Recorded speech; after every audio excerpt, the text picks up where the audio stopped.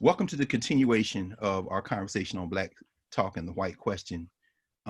This is a conversation that really kind of emerged, as you heard in the beginning, from the current conversation around anti-racist education and these programs that one of our conversants in this larger group, Dr. James Stewart, one of our major watershed figures in the intellectual history of our people over the last half century, and I were participating in. Dr. Stewart, who is past president of the Association for the Study of African American Life and History, and you see that's the theme this year, ASALH, African Americans in the Vote, Get Out to Vote.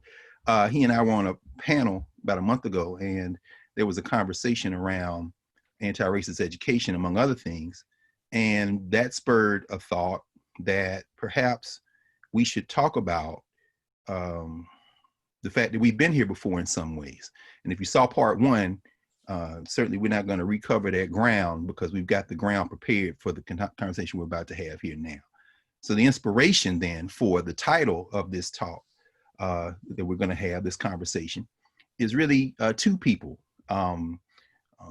E. Franklin Frazier, who Dr. Beatty reminded us a moment ago, Mario Beatty, attended a 1956 conference of African intellectuals and said that while the intellectuals of African descent outside of Africa were talking about the larger philosophical questions of life, the American Negro was caught up in a conversation about anti-discrimination and ending Jim Crow and all those things, very important things, but were really around race. And so he wrote an essay called The Failure of the Negro Intellectual that was published in Joyce Ladner's anthology, The Death of Black Sociology. And that a quote from that essay framed Jacob Carruthers' 1994 essay, Black Talk and the White Question, that he subsequently published in a book called Intellectual Warfare. And so the inspiration for this conversation around the nature of Black institutions is really the long genealogy of conversations like this, particularly at HBCUs, but not exclusively HBCUs, in Black intellectual formations. Going back to the 19th century, African-American Negro down there in Atlanta, the conferences, the Atlanta University Studies that Dr. Du Bois carried forth, and then the student movement that became Black Studies. So with that in mind, we want to do a quick introduction of everyone. And as I introduce folk in that order, if you don't mind jumping in and maybe doing 5 to 7 minute opening statements, and then we're going to continue the conversation.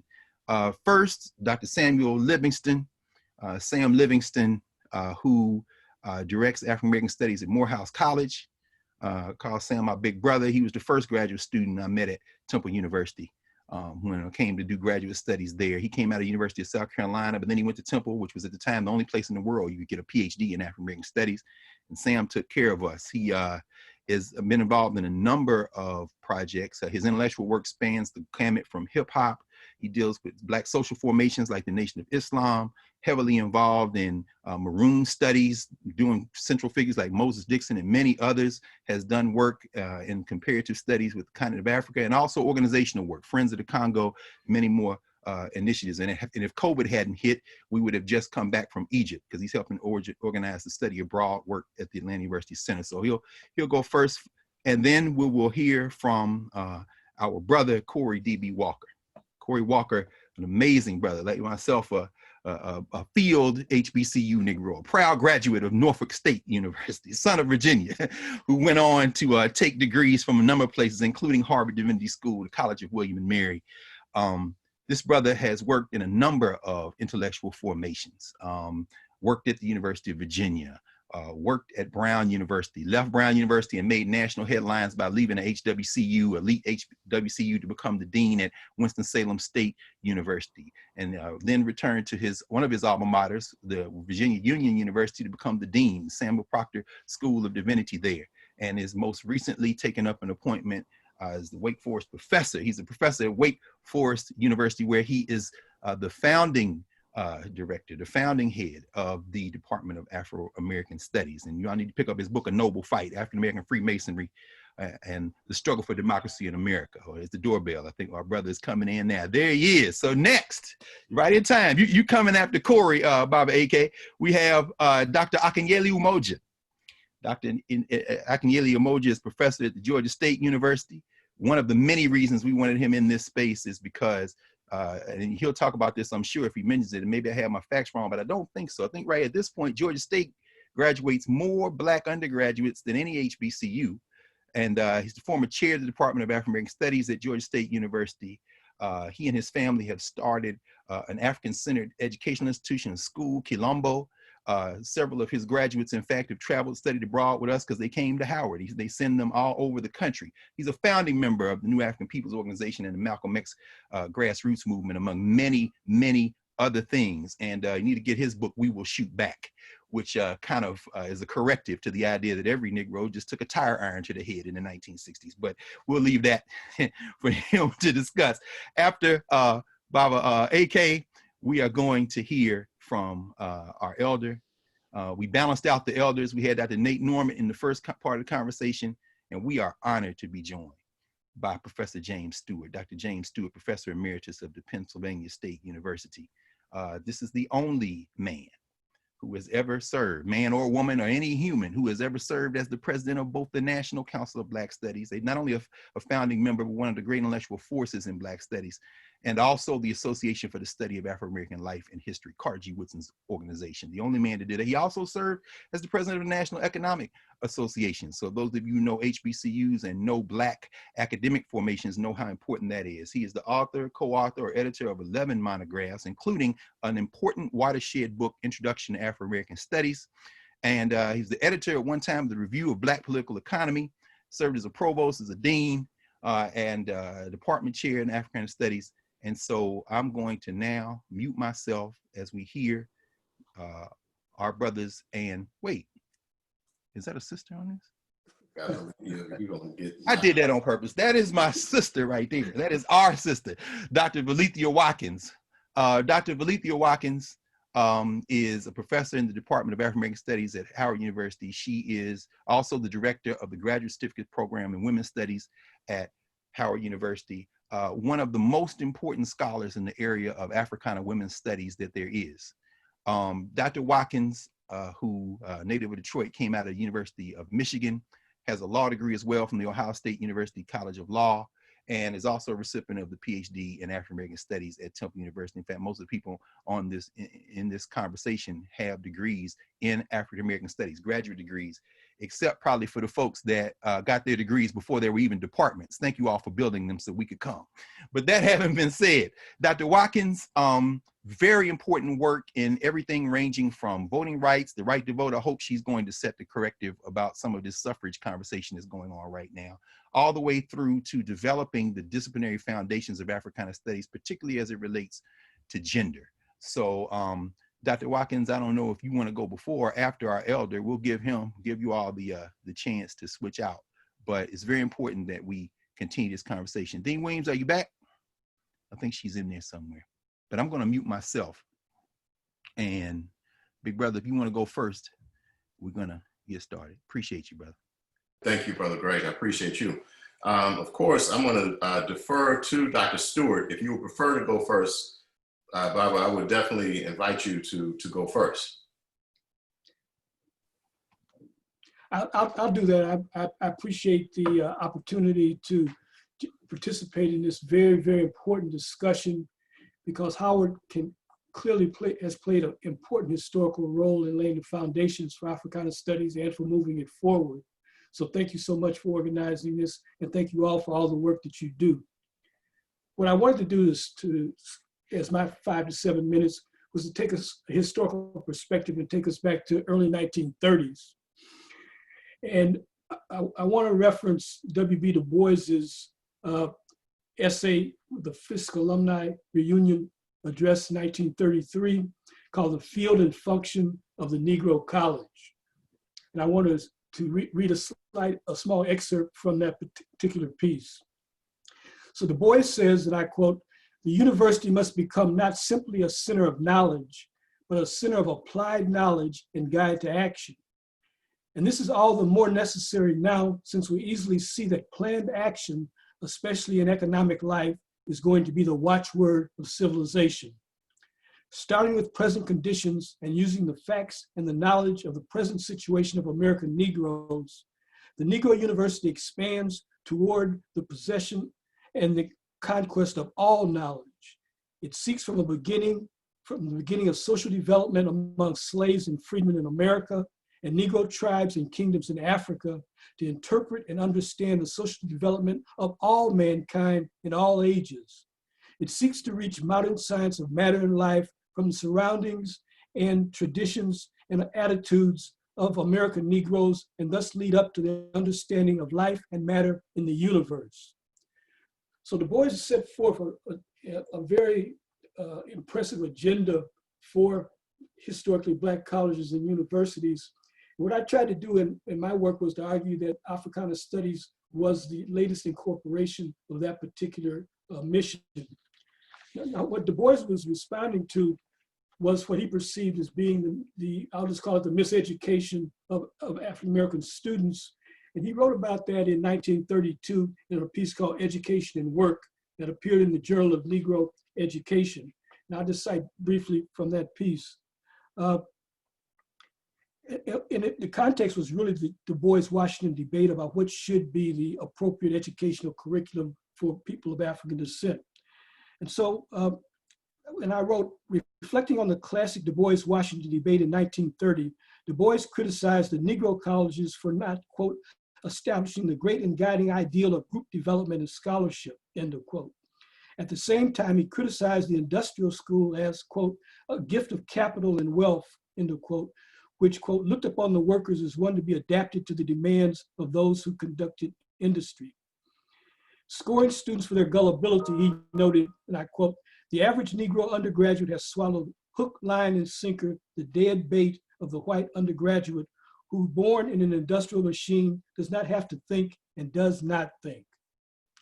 So again, Du Bois was clearly on point as it relates to many of the challenges that Africana Studies has tried to address. And many of the conditions that Du Bois talked about are recurring in this particular environment as globalization has persisted and as the challenges to HBCUs and the intellectual foundations upon which they built are being challenged. There's a debate going on right now on the Black Economist listserv, lamenting the fact that some of the HBCUs are moving toward much more of an occupational focus in their curriculum and moving away from challenging Eurocentric ideas and thoughts. And Africana Studies is the place where we can resist those challenges, and we can do it collectively. That Eurocentric scholarship often focuses on the individual genius or scholar who makes tremendous contributions and innovations to understanding the world. But Africana Studies builds on African traditions where this is a collective approach that builds upon trying to solve the day-to-day problems that we understand, while at the same time recognizing that we have to look back in the past in order to look toward the future in the spirit of Sankofa. So I'll just stop there and allow my colleagues to bring forth their wisdom as we continue to interrogate these issues. Thank you, Baba. I appreciate you. And Brother Greg, I hope you didn't mind me making sure we offer that deference to Dr. Stewart. After all, I always show students a picture I took with Dr. Stewart and another colleague at an NCBS conference. They're like, oh man, you actually know the author of the book, so you can get free copies for it. I'm like, no, dude, that's not how this goes. Hey, but let me say right quick. Let me say for everybody watching, particularly the young people, we got a lot of freshmen who, by the way, Baba Jim, are reading The Education of Black People by Du Bois. So they've read both those talks, including Education and Work, the speech that he gave as a commencement speech at Howard.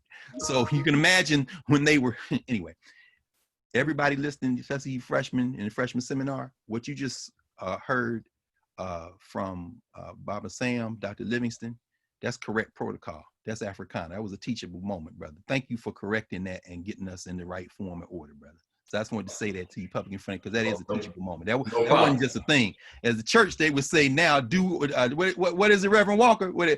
Correct protocol haven't been established. Now I'm gonna mute myself. All right. Well, I'm going to be very brief as well.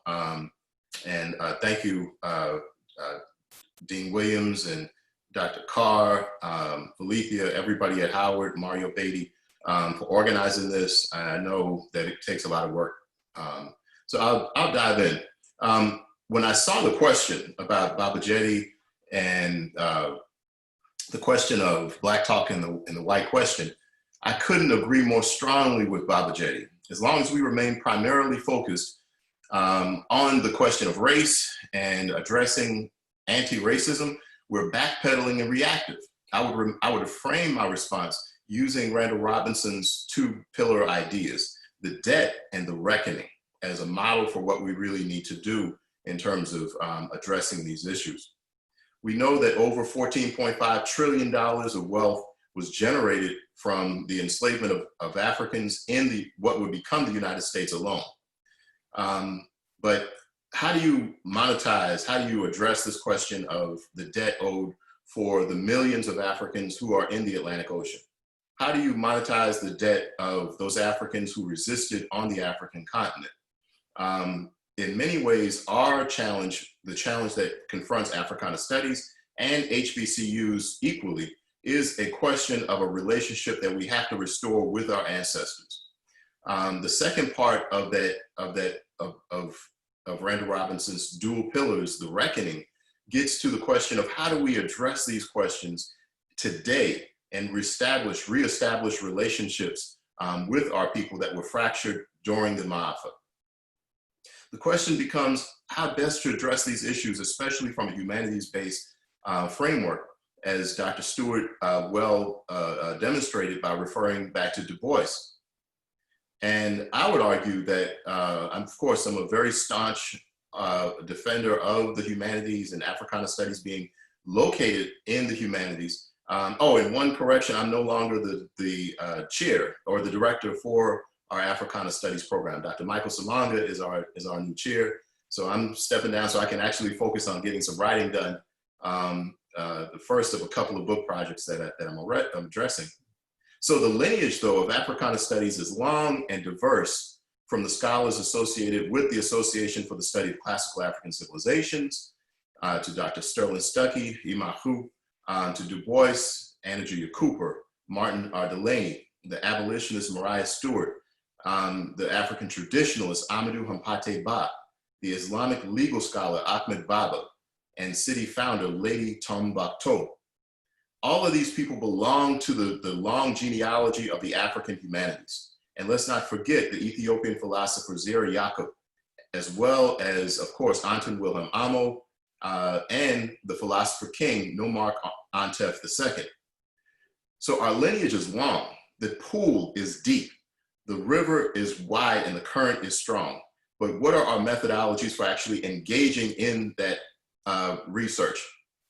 Our methodologies are strong, but they can be improved. And I would argue by a particular consciously adopting and integrating digital humanities research tools, such as Voyant Tools, which is a text mining software that students can become adept in really less than a week. Other software platforms like Tableau require more training, but they are very, very helpful. And I think we actually need to begin this idea of mapping the injustices done against African people, but then also mapping our own resources that we can use to adjust to those and adapt to those injustices. And some other maps we need to talk about offline. We need to develop maps that only we, Africana Studies and African people, are really privy to and understand.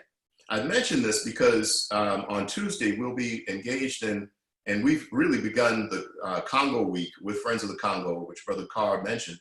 And we're talking about this idea of mapping the legacy and mapping really on the 10th anniversary of the United Nations Mapping Report, which addressed some of the injustices done in the eastern part of the Congo. But that mapping piece is very, very important. To that end, we can adjust and improve what we're doing in the humanities by adopting sharing platforms like ArcGIS, ArcGIS and NightLab Story Map platforms. These are tools that we can teach our students to engage and practice and share materials. The research that we're doing, that we have our students doing in these classes, can be shared, and conversations can be had across national boundaries now. And for that reason, I would argue that we're at a very special moment, and one where the African humanities are positioned, as well as HBCUs, to take advantage of the thousands and thousands of digitized archives and finding aids that are available.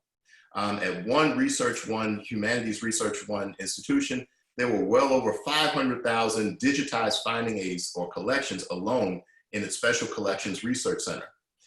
So you're talking about, this also raises another question about reparations and the debt that's owed to African people, because many of these archives, of course, were raided from from our ancestors, who quite often sometimes either were manipulated or they were enticed into selling these archives. But to whom does that historical memory that lives in those archives actually belong to? We have to raise these questions and consider them when we talk about this issue of the debt. I don't want to go too long. I'll try to wrap it up. But the availability of these types of sources creates some awesome opportunities for HBCUs and Africana studies to explore that long river of that African genealogy, the humanities genealogy, but then also to establish and to address three fundamental goals that I think we have to address in this current moment. First, the availability of these sources creates an opportunity for us to actually reestablish some groundings and connections with our brothers and sisters around the planet, around questions that are raised within these humanities documents. And I cannot pass the opportunity to raise the example that Dr. I say call him Dr. Baseba Ayikwe Arma has provided in translating the story of the eloquent peasant into, I forgot how many languages, it's almost like 10 languages, from Akan, Bambara, English, French, Hausa, Kikongo, Kiswahili, Lingala, Portuguese, Pulaar, Wolof, and Zulu. But conversations can be had around some of these pivotal texts, regardless of national boundaries, because it's in all of those different languages, in addition to the ancestral meta-nature, okay? So reestablishing connections based upon our ancestral agenda, humanities agenda, and not the agenda of anti-racist or anti-sexist anyone. Yes, we're against racism, we're against sexism, but our agenda and reestablishing that relationship with our ancestors brings us to that second goal. And again, that relationship with the Nsamanfo is primary and critical. Reestablishing that, becoming more familiar. Every single semester, we're confronted with the paucity of information that our students and some of our faculty members have about the long, deep river of the African humanities. But that second goal of reestablishing the relationship with our Nsamanfo brings us to the third and final, and I would argue, political goal related to this question of policy. And it's a broad one, but I think it's something we need to, all of us need to consider. Once we reestablish those connections based upon the African humanities with our brothers and sisters around the planet, reestablish the connection with our ancestors, how do we articulate a social contract that actually will deliver on African justice, social justice, economic and political justice positions and values? So I'll stop there and say that I think that social contract piece is a must. We have to really interrogate that idea and challenge our students to articulate that notion as well. Thank you.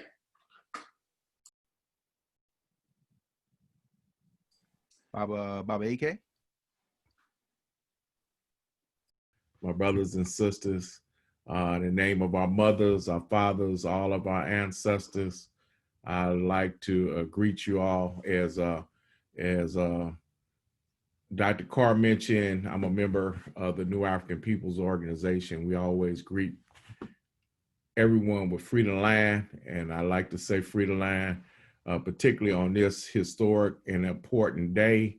I want to thank Dean Williams, and particularly the brilliant and powerful Dr. Greg Carr and the faculty of the Department of Africana Studies at Howard University. And I'm honored to be on this panel with, it's rare that I'm on a panel that each panelist I have some sort of personal connection with, comradeship, friendship, And in the case of Dr. Stewart, somebody who served as a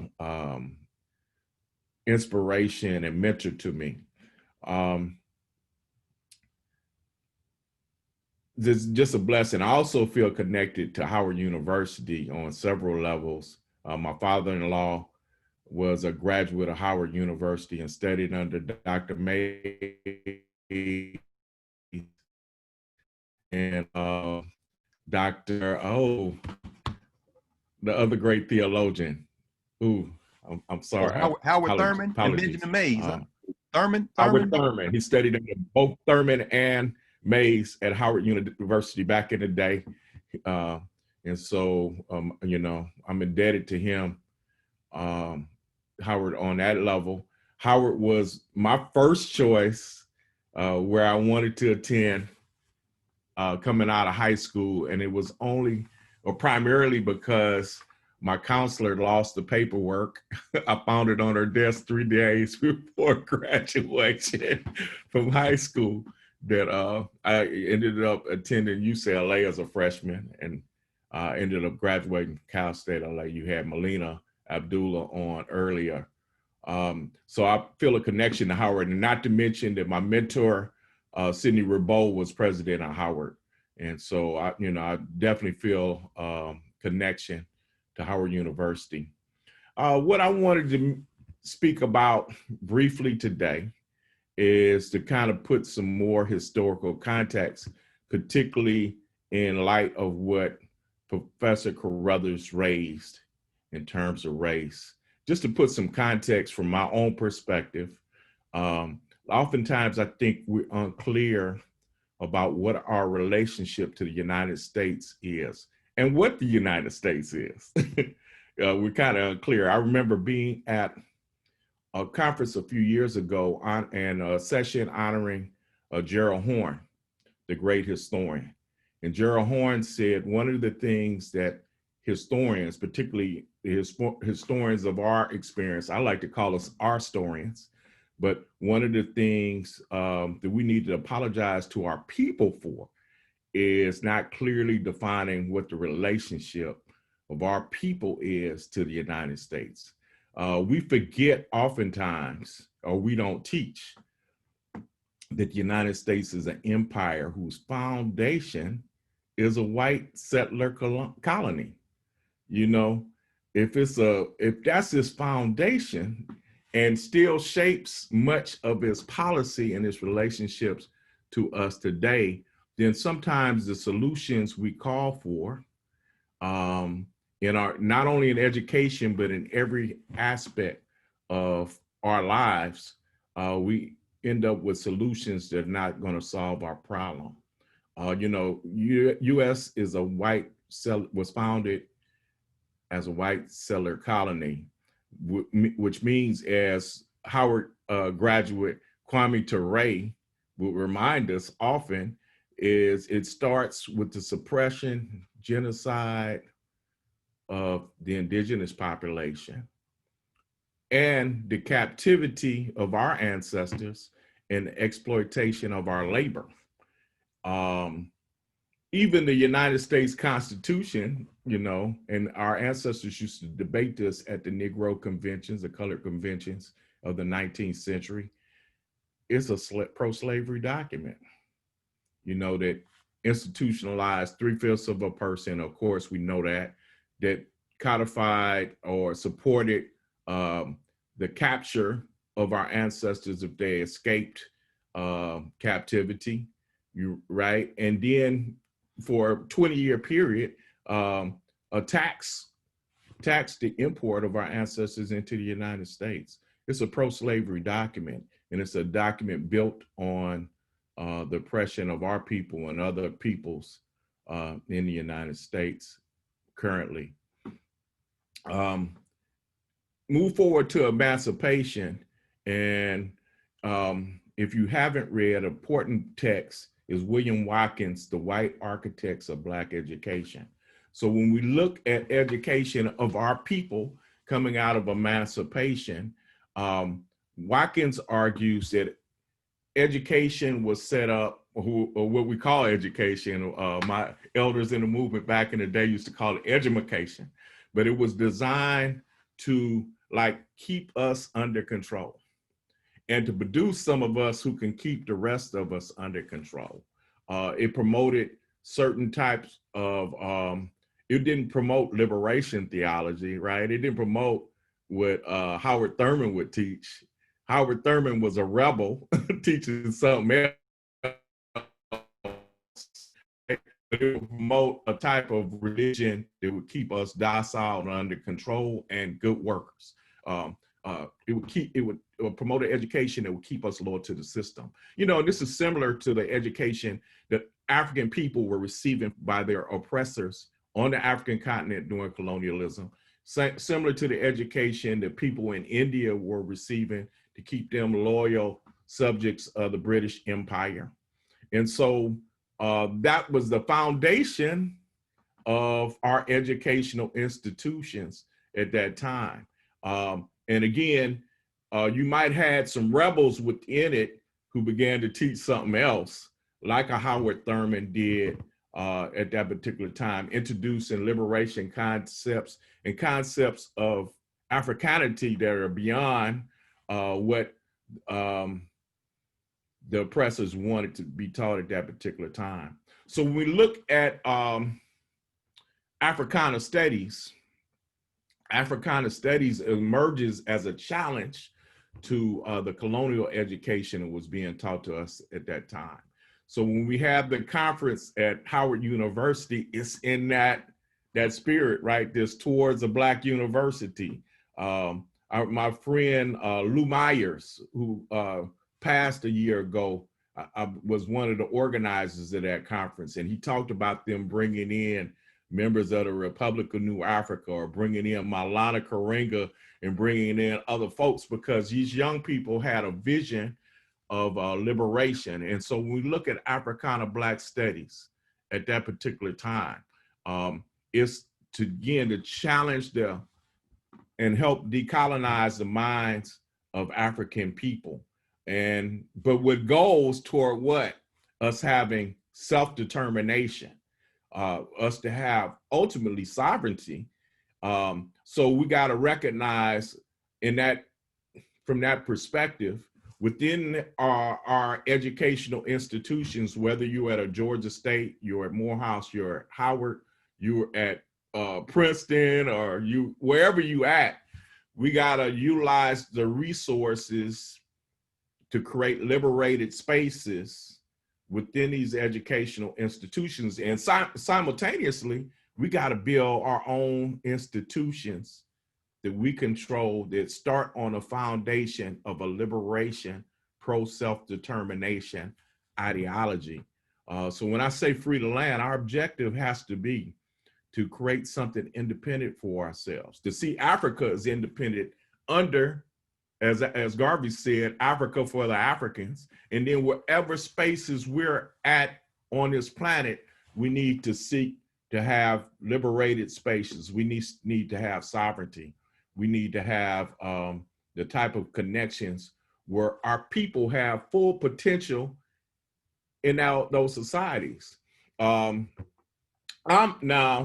Personally, I'm voting.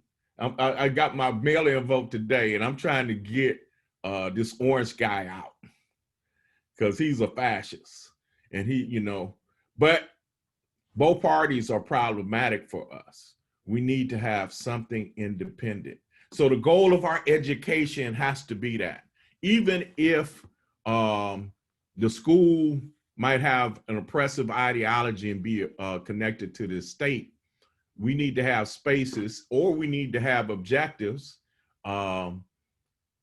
If I'm an individual going to school and they don't have Africana studies, I need to have the objective, because many of the Howard students, you're going to go to graduate school somewhere else.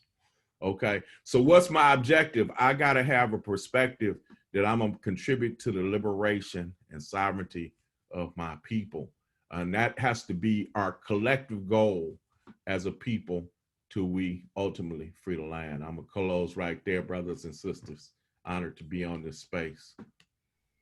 Thank you, Dr. Moja. Thank you, Baba AK. That was Thank you. spot on. Yes, sir. Brother Dr. Corey Walker. What you thinking about, brother? So I want to first thank Dana and Greg. I want to thank you for convening this conversation and allowing us once again to be in community with one another. And I'm so glad to see so many faces, familiar faces, and it's like a family reunion, although we can't touch one another. And we don't want to do all that, do a Trump thing. But I think this is an important conversation, and I really want to commend Howard for convening this conversation, simply because it reminds us of an old statement, the prescient vision of an old statement from the 1847, the proceedings of the 1847 National Negro Convention. And in that proceedings, we're reminded that our ancestors stated that we struggle against opinions. Our warfare lies in the field of thought and in the field of ideas. It's that ideas that emerge and gain particular traction in a particular moment are not innocent. It's not optional that we begin to engage them. It's not ancillary to the intellectual project. Indeed, it is central to the tasks that we are confronting in our particular moment. And in this moment where we're still living in the wake of the American spring of the COVID pandemic, as well as the uprisings that are a continuation of the freedom movement of African peoples in the New World since the beginning. This becomes the 21st century iteration of it. We, in our position, now have a responsibility to begin to engage in those ideas that seem to be deleterious to the broader vision of Black freedom and Black possibility in our moment. So what I want to do is sort of take the provocation for this conversation by Jacob Carruthers, and then set it within a context, much like what Sam did, much like what James did, rather into a longer genealogy. I think Sam into the genealogy of the African humanities. Of course, Brother Jim reminded us of the deep conversations that are going on within Du Bois's thought and within Africana studies writ large. And Akinyele brought us to a broader, expansive understanding of what this means for the project of freedom. Mine is going to be a more limited vision and more limited view, where I'm going to really focus on the intellectual, ideological, and institutional tasks of this moment. And to begin, what Jacob Carruthers does in that essay in Intellectual Warfare is frame a conversation that resonates with another set of issues that W.E.B. Du Bois opened up on the campus of Johnson C. Smith in 1960. And that 1960 essay, Whither Now and How, along with Brother Jim Stewart's essay, we see coming out of this wonderful collection by Herbert Aptheker, and that's going to be important because we're going to come back to Aptheker at the end. But what Carruthers does is really place this around around what's happening with Black intellectual life, with Black intellectual thought in the 1960s. Du Bois is also preoccupied with that. He's preoccupied with the certain emergence of intellectual trajectories that are coming forward in African-American life and thought as a result of the Black freedom movement. So we're seeing a dialectical relationship between the prominence of a Black freedom struggle and the emergence of new intellectual trajectories and new intellectual trends in a moment that both Carruthers' essay takes into account and Du Bois's essay takes into account. Carruthers links his late 20th century reflection, which is animated by the emergence of the 1990s of the Black public intellectual. Carruthers links his emergence to a line of inquiry that is opened up by E. Franklin Frazier and Harold Cruse. both of them are talking about the role and function of the Black intellectual, Frazier and Carruthers. They're both taking this up because they're concerned about the question of intellectual genealogy and the evasion of African thinking in Black intellectual life that's not ancillary, but is constitutive of Black intellectual thought and Black intellectual practice. So what Carruthers does is he excavates these two individuals and their ways of thinking about the Black intellectual to then ground his historical excavation and normative interrogation of Black thinking that takes seriously the depth and complexity of the African intellectual tradition. Du Bois is consistent in this, in doing the same thing in 1960. And what Du Bois does is Du Bois is concerned about, instead of giving us a historical narration of the moment, Du Bois, as this architect who's lived within this tradition, he's right now, at that point, he is 92 years old. And this is April of 1960 when he's on the campus of Johnson C. Smith University. He's looking back and reflecting and seeing the emergence of these trends. He's concerned about the ethical grounding for the values and commitments that will guide Black intellectual life, thought, and culture in the wake of the Black freedom movement, the global Black freedom movement. And he is concerned because if Black intellectuals adopt the dominant patterns of white intellectuals and white culture, it would mean the collapse and the erasure of Black thought and Black life. What he does is open up a line of thinking to delineate the critical aims and goals of Black thought, to develop the requisite ethos. How do we develop the ethos to cultivate, nurture, and sustain critical Africana intellectual life in the future world? Recognizing that there is an unleashing of political, economic, and cultural forces that can destroy Black life and Black thought from without as well as from within. So he's not just looking externally, he's looking also internally.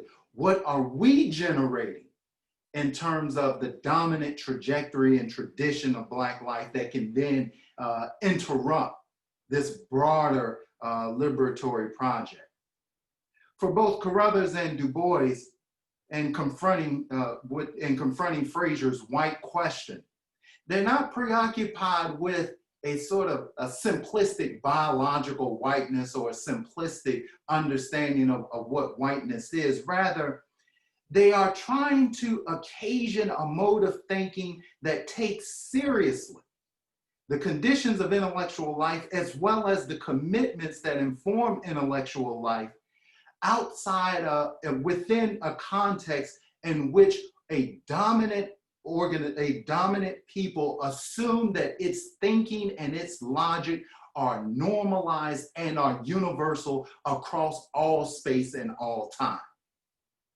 Whiteness operates as this universalizing, imperializing empire of thought, if you will.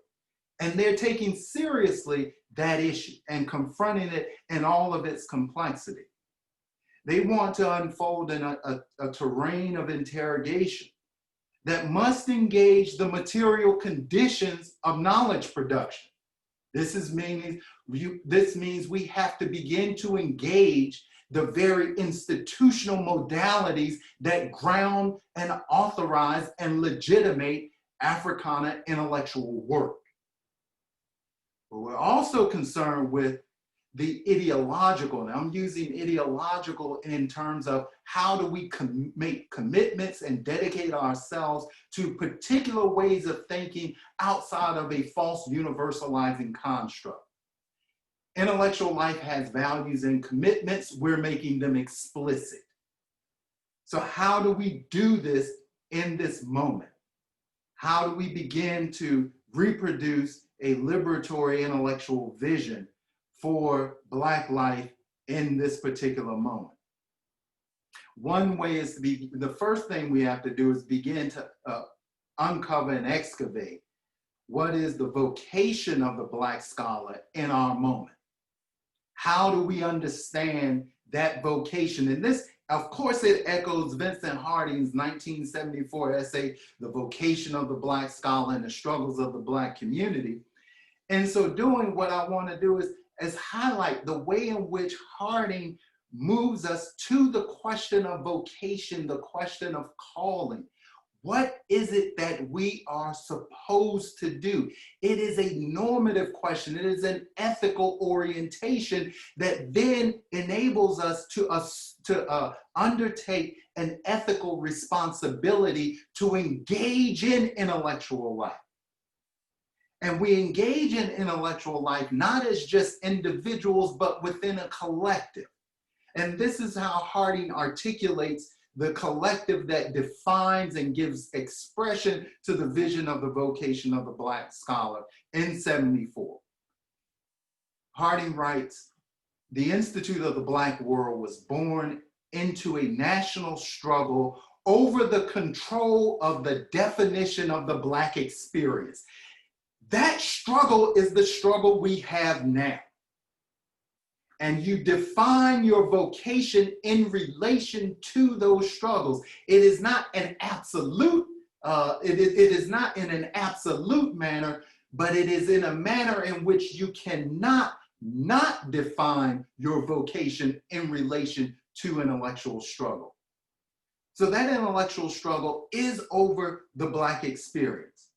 At the same time, Harding continues, it was impossible to confine ourselves simply to the Black community or to reshaping the Black experience without a fundamental encounter with America. This is what AK talked about. We have to confront what does it mean to be African intellectuals in the midst of empire. For America confronts Black people, Harding continues, with questions which we, at the pain of life and honor, must answer. That is why speaking the truth about racial colonialism in America presses itself to the center of any research, any search for the vocation of the Black scholar. Most Americans have abandoned the pursuit of such questions at their own special peril. But Black scholars must not fall into that fatal trap. As we begin to understand, as we begin to wrestle with that question in this moment of planetary collapse, in this moment of pandemic, and in this moment of continual uprising, we have to place this question on the agenda, not just as a question for public consumption, but it is a question about the very lives and life chances of a global African people. So we have to confront the intellectual question in terms of what is our vocation? What is our calling in this moment? Then we must confront the ideological question. What is the critical vision animating our trajectory, animating our intellectual project in this moment? We have to remember that Africana studies is not race studies. Africana studies is not race studies. We have to also begin to understand who's setting the intellectual agenda. If the intellectual agenda is not commensurate with the vision of the vocation of the Black scholar, then we excavate, is it the vision of philanthropists? Is it the vision of foundations? Is it the vision of those who fund historically Black institutions? Or those who fund historically Black formations wherever they are? We have to begin to understand that, because if we have those agenda setting dimensions that are not being interrogated, then the questions that we're raising, the intellectual projects that we're praising, may not be the ones, and probably are not the ones, that will then deliver not only intellectual liberation, but political and cultural liberation.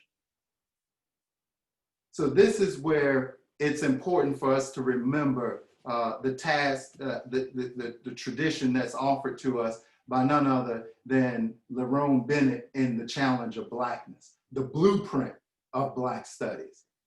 It is really where Lerone Bennett and Greg is at the beginning of the death of white sociology. What's the quote at the beginning of that text? None other than Lerone Bennett. It is that text, this quote that really sets the intellectual, the ideological dimension. And what Lerone Bennett writes is, it is necessary for us to develop a new frame of reference which transcends the limits of white concepts. It is necessary for us to develop and maintain a total intellectual offensive against the false universality of white concepts. And he goes on to begin to delineate that this challenge of Blackness is not just a challenge externally driven, it is one about delving into the depth, complexity, and density of Blackness, which is not foreclosed a priori, nor is it exhausted by any singular intellectual project or vision. That's the ideological commitment that then drives and determines the intellectual agenda. How do we understand, how do we wrestle with, how do we engage the depth of Blackness beyond just the dictates of those agenda setting individuals, the agenda setting forces that seek to have us mired in a discourse of raciology or of race studies. And lastly, I want to conclude with the idea of institution building. And this is something that has engaged me since I was at Norfolk State University in 1989, when we were building institutions after Greek Fest. We built to begin to respond and build a vision of Black flourishing in Black colleges. When we begin to think about institution building, and we have a number of institutions that are here, a number of grassroots institutions that are really catalyzing a vision of freedom in our moment. For our particular focus here on historically Black colleges and universities, we have to link intellectual life across the university. Meaning, we have to begin to think that the new concepts for new times that emerge are not disciplinarily specific. They are to ground and authorize intellectual work across the university. In other words, you can't have a capitalist formation that continues to articulate itself around the rationalist epistemes of Europe in a Black institution. At the same time, you're trying to talk about the fulfillment of Black liberation. They have to be on the same accord. So how do you begin to ground that? How do you begin to link that? The artificial administrative divides of the university are just that. They are not intellectual divides, they are administrative divides. They are across questions around the division of labor, but that does not mean that it moves you away from the very mission of the institution. So you link intellectual life across the university. So the same way I talk about the ways in which you have deep Africana humanistic traditions that Brother Sam talked about, you also have deep economic cooperative traditions wrapped around the sovereignty of land, but also wrapped around communal structures that Brother Jim Stewart has done in economics, AK is doing out in public, but also that then needs to find pride of place in quote unquote business schools, right? We also need to invoke a new, I call this a planetary Blackness, where we have intellectual life linked to a broader vision of human being within a broader planetary moment. That means that we can no longer solely be concerned with a vision of intellectual life that is just about flourishing within the empire. We face planetary collapse, and climate change does not care. The environment does not care how you live. It is, the earth will continue, but the question becomes, what will be the future for humanity in a dramatically changed moment? Now, climate change is not something that's a big discourse out there. It is one intimately connected with how individuals are living their lives in the everyday. So how do we begin to articulate and undergird an intellectual life that is bound to and committed with a particular planetary Blackness? Meaning that our institutions and our intellectual lives and our intellectual commitments must be sustainable. They must not only sustain Black life, they must sustain all of life, and they must be sustainable in terms of how we begin to confront the climate crisis that imposes itself on all of us. And how do we then make a sustainable academic intellectual life?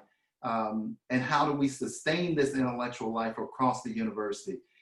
We sustain it by raising new questions. And here's the question that we have to begin to engage, or a question that can begin to set as a question that animates our agenda. And this question is offered to us by Angela Davis, who states, how do we imagine a better world and raise questions that permit us to see beyond the given?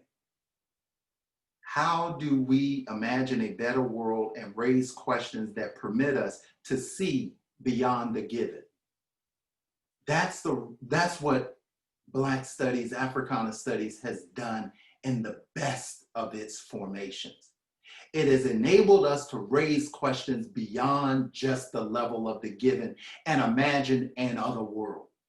It is that deep African humanistic tradition that does not tether us to the horizon of the given, but pushes us toward that future that we can term beautiful. And in closing, in closing, I want to go back to something that animates this entire conversation. We're animated by an agenda, an idea, a category, a formation that has erupted on the agenda in our contemporary moment: anti-racism. I'm reminded that in 1975, on the pages of the Black Scholar, Herbert Aptheker took up the question of anti-racism. And in that article, which he'll come out with a book, Anti-Racism, a History, in 1993, goes through a 2-century history. What Aptheker raises is the question of a history of anti-racist thought. What he sought to do was to establish a framing for a tradition of intellectual activity that was grounded in the consistent and comprehensive rejection of anti-human thinking about Africans and their descendants in the Americas. This tradition that he's tracking is not a tradition of anti-racism that's preoccupied with whiteness. It is a tradition of intellectual work that's grounded in a dominant rejection of Black humanity. But it is not the tradition that is Black studies. It is but a question raised in light of the absolute eclipse or the absolute erasure of systematic thinking. This is what Aptheker is doing. It is not the agenda of Africana studies. And it is interesting that this particular text found in the Black Scholar has yet to make any relevance or resonance in the contemporary conversation, such that the agenda that's being set is an intellectual agenda that's not concerned with issues and questions around Black life, Black thought, Black intellectual culture, and Black being writ large. But it is something else. What we must do calls for, in the words of Du Bois, intelligence, cooperation, and careful planning. That has always been the agenda of Africana Studies. And that is our agenda even in this moment that we face right now. Appreciate you, Baba. You just, man, look, we all sitting there like, yes. We're gonna have about 30 minutes to talk through this. For those of you, don't worry, y'all gonna see this again, and not just the video. We got some writing to do on this. We're not gonna let this band break up without putting something else in the universe. Appreciate you, Dr. Walker, Brother Corey. Sister Valethia, take us home. Brother Carr, first of all, I want to join my voice with all of my fellow panelists and really showing or saying my deep appreciation to Dr. Carr and Dr. Williams for convening the family and putting this panel, and for facilitating this very important conversation. I have been in community with everyone on this panel, and in the interest of time, I won't individually shout you out, but just know that your spirits and your words have really deeply fed my spirit and fed and given me a mission on so many levels. But I want to give a special acknowledgement to Dr. James Stewart, who has really been a pioneer. We are so honored to have him with us today, and we cannot speak enough on how much he has done for this field and laying a foundation, a strong foundation, and opening the way for so many of us, and particularly supporting us young scholars with letters of recommendation and just words of encouragement. So, Baba, we so appreciate all that you have done and what you are continuing to do. And the motto of scholarship and the motto of mentorship that you have shown all of us. So we deeply love you and appreciate you. I just wanted to share that. In the interest of the time, I'm going to read a little bit just so I can stay on task and make sure we have time for our comments. But in taking the charge of this conversation in terms of looking at Baba Jetty's piece on Black Talk and the white question, I want to apply this to the area that I do in terms of my research, and that is the acknowledgement of the fact that gender, as currently constituted and operationalized, like the concept of race, threatens to conceptually incarcerate our thinking about our whole and full humanity. And so, as the others have talked about, as we're fighting to reclaim and rescue our historical relationship with our ancestor and the wisdom and knowledge that they bring to us, we have to be very vigilant of those discourses and conversation that seek to deconstruct and dismantle our collective sense of self, our collective identity, and our common struggle as a people. Conversations around gender in the academy often lead to the routine distortion and misinterpretation of Black women's experiences, and by extension, Africana gender history, for at least two reasons. Many more, but we're limited to two for this moment. First, the failure to reconceptualize the concept of gender from our own distinct cultural history and experiences using internal frames of references often lead to that distortion and misinterpretation. And second, the routine imposition of a compulsory feminist lens, in other words, a Eurocentric framework that is imposed on most gender analysis, and a lens that is promoted as the only authentic way to interrogate gender question, or the only legitimate way to interrogate gender question, has two consequences at least. That is the widespread gender miseducation of our people and of ourselves, and the widespread gender misinformation. In this particular moment, in light of the fact that we are in a very important political season, and that there's much conversation about Black women's pursuit of political power in ways that we need to be careful about, that seeks to dilute the power of our collective self. Those conversations about Black women political agency, Black women's deliverance of critical votes, that is important, but it's always linked to the Black collective, Black people as a whole. And so I want to take note of the fact that 2020, as many of you may be aware of by now, is the 100th anniversary of the 19th Amendment. And many people, many groups are celebrating 100 years of women voting. But when we apply an Africana lens and look at this from our perspective and not from that false universalizing narrative, we get a different story. When we center Black women, we center Black people. We center the entire community.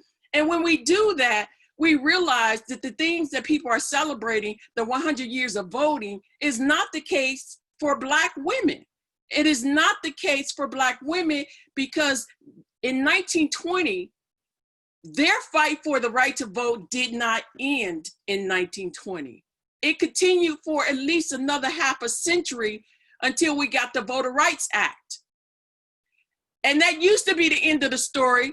But of course, we know we could just look at what's happening today and know that's not the end of the story.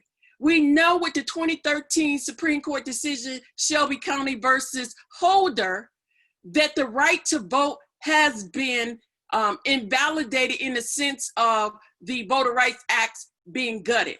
The key provisions that protected our votes, our right to vote, has been invalidated. And we see this very large voter suppression schemes and dreams that are just flourishing at this very moment to try to abridge and deny our right to vote. And we have to have a much more expansive notion of what that means in terms of right to vote. It's not just being passive and casting your vote and letting other people be the representative and the political decision maker. It is also leads to the whole issue about representation and being at the table and being a decision maker. So when we talk about that Voter Rights Act in a half a century, and that celebration of that right to vote, we need to understand that there's a lot of mythology, there's a lot of romanticization about women, and there is a lot of misinformation about the role of the women's suffrage movement in relationship to Black women.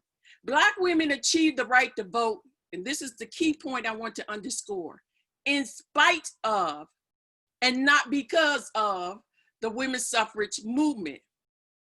And that is critically important. One example of that, I mean, there's a lot around that narrative we could talk about, but let me just boil it down to 3 fast facts. When we look at that movement, the 3 fast facts I would share with you is first, that the women's suffrage movement did not withdrew their support of Black voting rights. So what does it mean to say Black women are involved in a movement that overtly says we're not supporting Black voting rights? They delink women's suffrage from Black suffrage permanently, and they never reconnected the two. And they're given more credit than they deserve because people often talked about them supporting universal suffrage or Black suffrage as if they did it from the very beginning to the very end. But they did it for 3 years, from 1866 to 1869, if you look at the history of the American Equal Rights Association. And even in those 3 years, they were unfaithful. If you look at the Kansas campaign in 1867, they were financed by white nationalists with a newspaper called The Revolution, and the condition was if they come out and spoke against Black suffrage, which they did. And that's Stanton and that's Anthony. And they came out and they spoke against Black suffrage, and they talk about why they deserved the vote and were entitled to the vote because they were the daughters of Jefferson, the daughters of Washington, the daughters of the founders of this country. And then they made some offhand comment about daughters of boot Black. And Frederick Douglass called them out in 1869 and said, you tell me the distinction between the daughters of Jefferson and Washington and other daughters. So first, they didn't support Black suffrage. And it's okay. If you choose not to support or fight on my behalf, that's your prerogative. But the betrayal against Black women goes deeper than that, because they went to the next level. Not only did they not support Black suffrage, they opposed Black people gaining the right to vote. They opposed the 15th Amendment. They opposed Black people being enfranchised. And so that's a deeper level of betrayal than sitting on the sideline and not lifting a finger to help you. It's another thing when people actively work against you and work against your interests. But wait, the betrayal goes deeper, because not only do they not support you and they actively oppose you, the third thing they did was collude and collaborate with the open enemies of Black people, who were the former slaveholders, who were the ex-Confederates, who were the white nationalists, the terrorist group, who were doing everything they can to re-enslave Black people and continue to keep that vote from them. And so not supporting you, opposing you directly, forming an alliance with your open enemies to deny you the vote, how can you say that that movement gave you the right to vote? You can only do that if you're not grounded in your own history and you're looking at it from another people's perspective, that universalize it. When people say women, you have to put it in quotation mark. Which women are they talking about? Because when you look at it, when scholars, if you look at the textbook, when they talk about this moment, they say Black women faced a dilemma. Black women were being forced to choose between their race and their gender, and they didn't know what to do. And they faced this dilemma, and it was hard on them. But when we look at people like Frances Ellen Watkins Harper, when we look at Ida B. Wells, that notion that they faced a dilemma doesn't meet the facts on the ground, because the reality is they understood very clearly who had their back and who was stabbing them in the back. And so therefore, they understood that there were no permanent friends, but permanent interests. And so having that clarity to allow them to make the right choice in the interest of African people, as opposed to getting taken off into false debates that does not represent the true reality of what was taking place. So one last example I'll give you within the suffrage area, that a lot of people say that women oppose the 15th Amendment because it guaranteed men the right to vote and it excluded women. But again, you have to ask which women, because if we look at the historical record, Black women did support the 15th Amendment. Black women did benefit from the 15th Amendment. And this shows you kind of the I wouldn't say bankruptcy, that's too strong at the moment, but the kind of surface level of what people mean by intersectionality. Because when they look at this and they look at the 15th Amendment, they will say Black women didn't benefit from the 15th Amendment because I don't see the word gender. But Black women deal with racism as one of the major reasons why they were not able to vote. We are looking at a people 5 years out of slavery in harm's way when the 15th Amendment comes up. And so the 15th Amendment says you can't deny or disqualify a person from voting on account of race.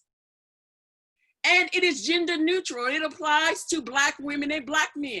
And it's important because you're going to see later in the suffrage movement when white women make the argument for white women only gaining the right to vote to the Southern people that they're courting, because the Southerners are saying we don't want any Black person, male or female, to vote, and we've shut the door on Black voting. And if we give women the right to vote, that will open the door for Black women, and we don't want that door to open. And they said, but wait, you could just write women only, white women only. You could put race in there to exclude Black women. And these were actual conversations they had. But what stopped them from being able to do that was the 15th Amendment. And the final point I would stay on that, well, two points, not the final point. The point is that Black women were not excluded from the 15th Amendment. It was white women who felt that it was not in their interest. And so on two levels, they are opposing what Black women's wishes are, which is to support the 15th Amendment. And secondly, they didn't give a darn that Black women benefited from the 15th Amendment, because in their eyes, Black women were not the women who matter, were not the women who count, and were not women as the frame of reference. And then the final point I would say on that, that is about the mythology around this issue, is that people make the argument, well, all they wanted was for gender to be added to the 15th Amendment.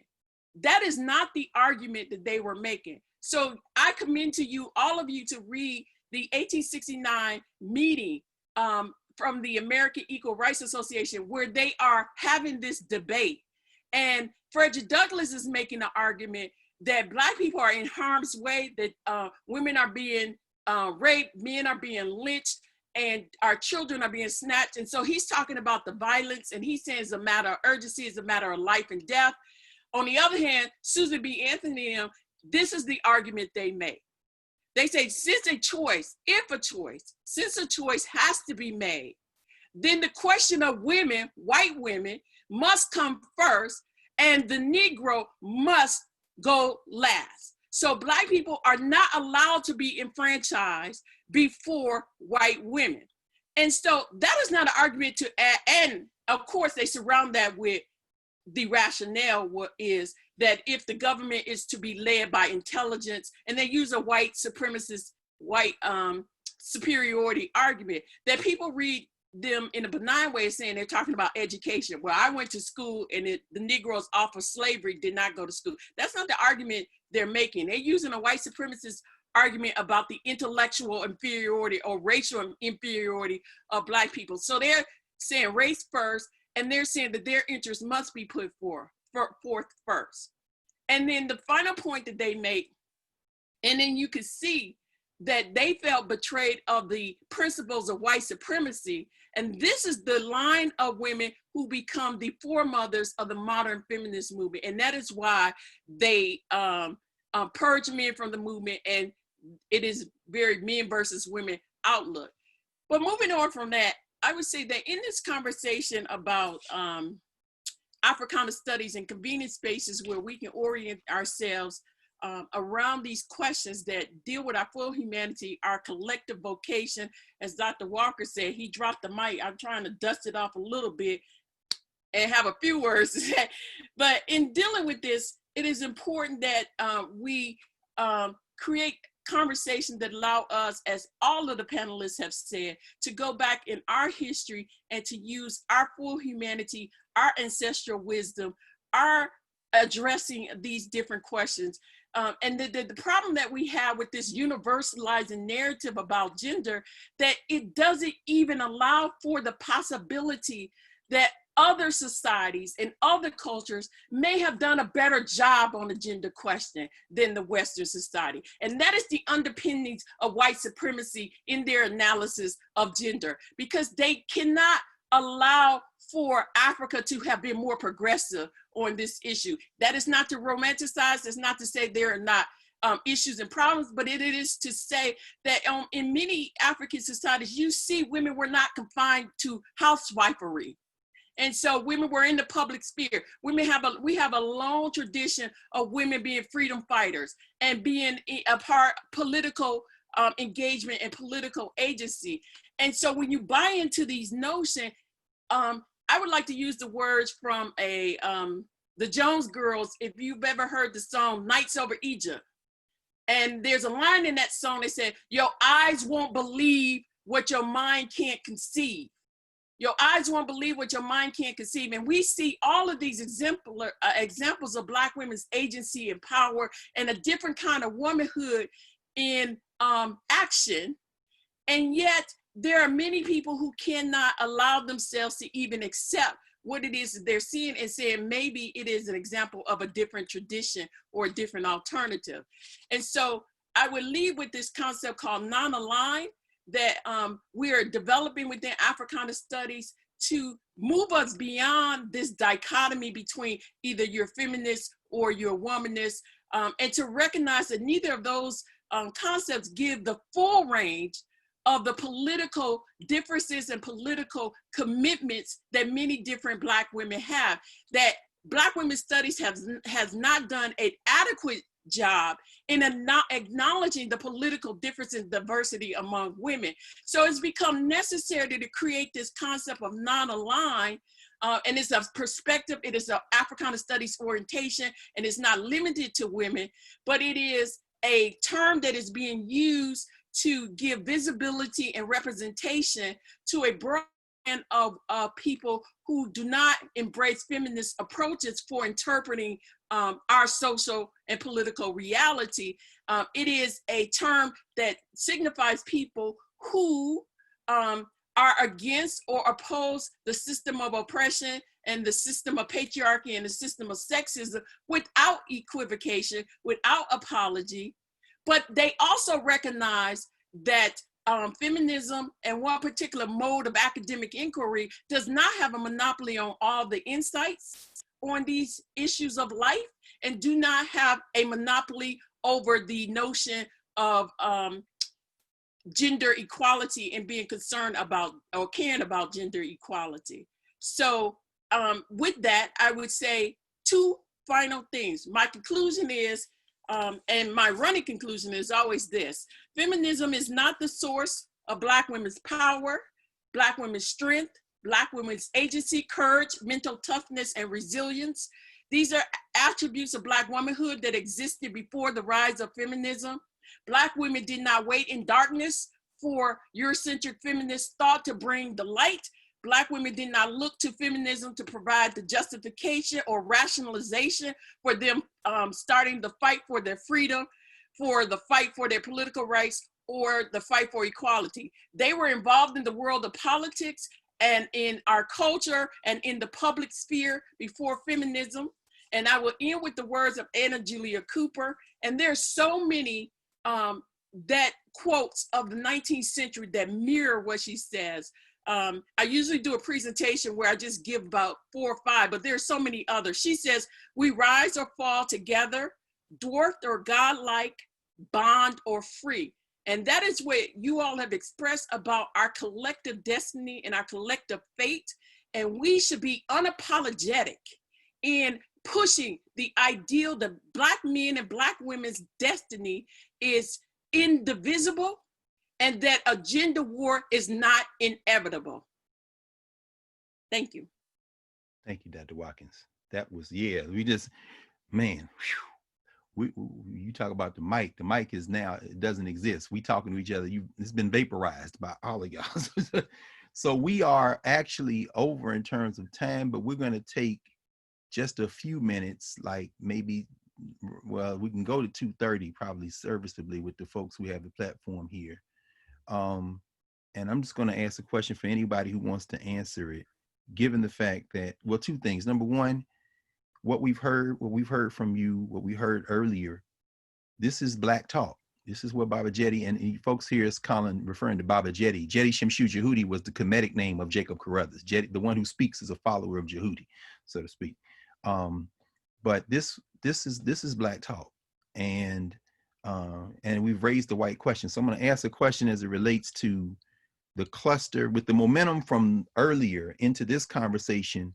You know, Valethia, the question of selective engagement, being non-aligned, no permanent interest, and the dean's telling me we can head to 2:35, so we'll do about 10 minutes. And then our brother, Professor Livingston, talking about emptying that incredible analysis of how we tap into our deep, wide well to enable collaboration that doesn't require brick and mortar. Very important. And of course, our brother, Professor Walker, you know, taking that long genealogy and then opening it into those broader questions of being human in the world. And what does that mean? Coming from the place that we stand and occupy. And everyone has been in that moment.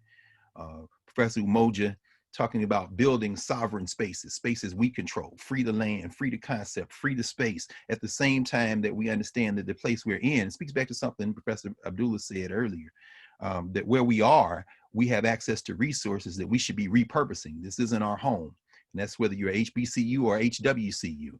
And even the HBCUs seem to be deeply confused about what the nature of Black talk is. And this takes us back to Professor Stewart, who opened us by evoking Du Bois to talk about the fact that we seem to be moving back toward the vocational at these schools, particularly the Black schools. And so right now, the African Heritage Studies Association is having its virtual meeting, and Bill Strickland was speaking while we were speaking here from the Institute of the Black World. And he talked about something in the wake of the Institute of the Black World.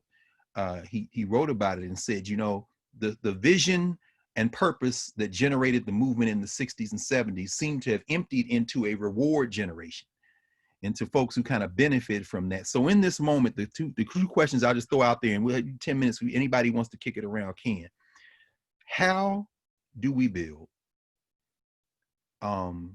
particularly when we're facing a moment where the technology has disrupted everything, and many of our schools, particularly the historically Black colleges, all of them, including the ones that got a little bit of this philanthropy that Corey is talking about over the last 6 months or so, this kind of George Floyd, Brionna Taylor money, including all of them, when we are all threatened with possibly not only being disrupted, but being erased if everything goes to the cloud. How do we build? How do we seize on the kind of virtual work that Sam gestured toward and talked about? And then, do we dialogue? And when we do, how long and for what purposes? Speaking, thinking about what Dr. Watkins raised in terms of selective engagement, being non-aligned. And one of the really other prompts for this, Randy Mattori, who wrote a book called Stigma and Culture, and he grounds it in the discussion of the Black university, Howard in particular. And he says, it seems to be that these Negroes are all worried about being in last place. So avoiding last place seems to be the organizational logic of the Negro College. So how do we build, and when and where should we dialogue outside of this Black talk? And I'll mute myself, and folks, y'all have at it for about 10 minutes, and then we'll get out of here. Thank you for taking a little bit more time than was scheduled, because for those of you watching, when we get together, this is what we do. So trust us. All right. Let me say something indirectly that relates to your question. It seemed to me that there's a connectedness across all of the presentations. If we think about cyberspace as being a type of land in the context of Brother Umoja, what we've got to do is to create a liberation space in cyberspace where we can interrogate the type of Africana humanities that we talked about, and where we can also engage the type of intellectual biographical research that we heard invoked in many of the presentations, where we talked about scholar activists who provide precedents that we must interrogate if we're going to find strategies that are going to help us to promote liberation in the future. I just got the collection of Paul Robeson's writings. So that's my next project, is to go through there and try to interrogate. It's books about this thick. So Robeson said a lot that we haven't really studied Robeson the way that we should. And if you look at Du Bois near the end of his life, in 1957, he wrote a novel called The Ordeal of Mansart. In 59, it was Mansart Builds a School. And in 61, it was Worlds of Color. And what he says in the postscript to the first volume is that I don't have time to do the type of research that I used to do. But I'm going to the novel, I'm going to fiction as a way to try and tell the story. So we were talking earlier about storytelling. So storytelling becomes this methodology that he's using to complement the other types of interrogations. So clearly what we were talking about is really on point. The other point that I would make is that Africana women's studies is one of the most fundamental corrections to the original mission of Africana studies that was produced. So Sister Watkins, you're right on point. And we really need to make sure that we embrace that analysis as we move forward in capturing the historical and the future-oriented direction of our enterprise. Thank you, Bob. I'm only going to interrupt just to say that in the question, there was one question, and then in the chat, folks are asking about book recommendations. If you've been listening and writing, you got a lot of them, but as you all continue for the next few minutes, if a book comes to mind, just give them that book. And I wrote the Black Flame trilogy in there, the novels that you talked about, Bob, and believe me, somebody asked about that 1869 document. So yeah, I emailed them. Okay, very good. I was thinking of that question, Brother Carr. One of my elders, Menaholt Zano, he was one of the pioneers in revitalization of African traditional religion in the United States. He said one time, the answer to this is none of this. And I mean, for us to create our own spaces, it just takes us doing it. You know, it don't, I remember talking to a sister who wanted to start an independent Black school one time. She said, I'm just waiting to get the funds. And she was hoping to get some funds from a foundation or federal government. I said, if you want to start, there's a place to sit down and talk to them. You know what I mean? It might not be that you set up a program that runs from 7 in the morning to 3 at night. Maybe you're just talking to a child on Saturday night, you know? So we just have the work to do and the determination to do it. I'm oftentimes thinking of Baba Hannibal Afrique, who worked in the Chicago school system all day, and he put his money toward so somebody could establish Shule Watoto, right? So, I mean, we just have to be creative. Of course, those of us, and that's what I think Melina meant by Baba Hannibal was working in Chicago's public schools. That sustained him and his family, and he used some of those resources to start Shule Watoto. And so, you know, everybody on this panel, we work on at a university, except for Dr. Stewart, who's retired. Our resources can go, and our time, our money, whatever can go to help build an institution. And there might be those who are dedicated to being in that institution full time, as well as just as you all create this space, as Brother Stewart said, we could continue to meet, talk, strategize during the pandemic, as well as maybe create some other forms of communication that can't be monitored, you know what I mean, for other conversations. But it's things that we have to do, and we just have to be determined to do it.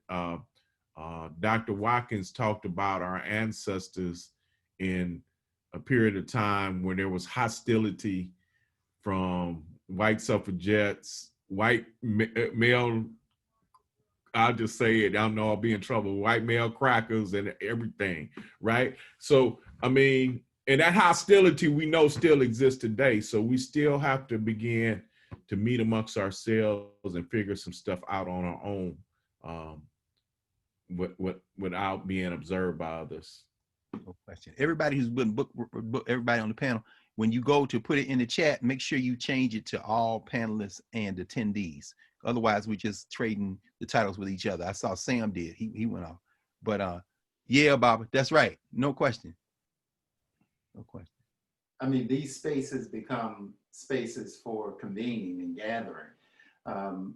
But I do think what this space also represents is a continuation of raising those critical intellectual questions that then guide and inform the intellectual agenda. So this is a moment where there's a moment of confronting how these dominant ideas are now controlling intellectual agendas. So we have an opportunity to begin to refocus and reanimate those intellectual agendas. And this is what becomes important, as well as grounding them on the issues, grounding us on issues around institution building, whether it's the total university as an institution, departments, programs, initiatives within other institutional formations. And we begin in a sense of not thinking it's either one thing or another.